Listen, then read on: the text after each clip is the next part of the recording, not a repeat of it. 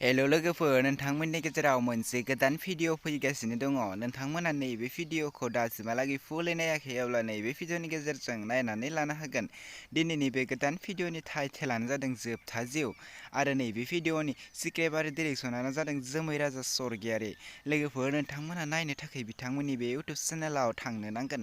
नैबे video artist महरै जोंहा रटेनसर समायना बिरबल बिरला आरो गोबां दं लोगोफोर नोंथांमोना बयखौबो बुङालासिनो लोगोफोर नैबे भिडिअनि प्रडिउसारा जादों बिग्राय बसुमतारी।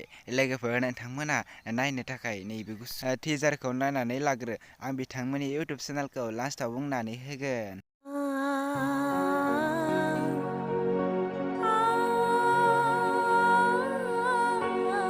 आंनि दुखुखौ नों जेबो मिथिया। जोबथा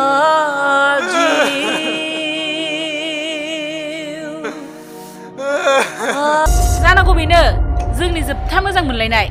माथो बै सिमोन सापुरि बिउटि पार्लारावसो बाजैखौ माथो खानाय स्ट्रि होलाय मोखां फुफुरलाय नुबाय थायो माथो।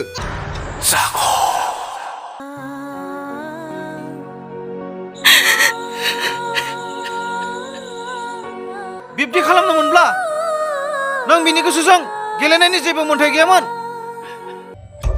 बे सेंग्रायालाय सोरथो जाखो?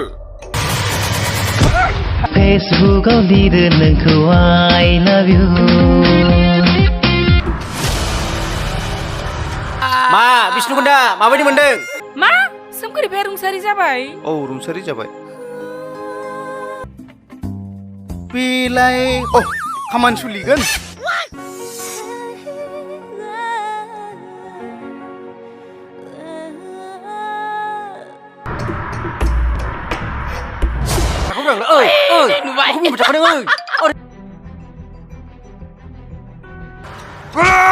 सोर बिसोरलाय आंनि जायगायाव फैनानै आंनि जायगानि सिख्लायाव फैग्रा?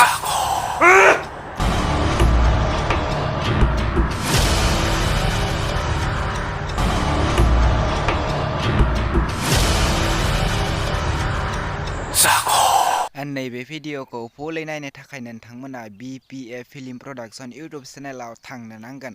आं नैबे भिडिअनि डिसक्रिपसनाव मोनसे भिडिअनि लिंक होनानै दोनदों। नोंथांमोना बिथांमोननि नैबे भिडिअखौ नायनानै 1K खालामनानै होदो लोगोफोर होनब्लानो बिथांमोना बे भिडिअखौ फुलै आपल'ड खालामनानै होगोन।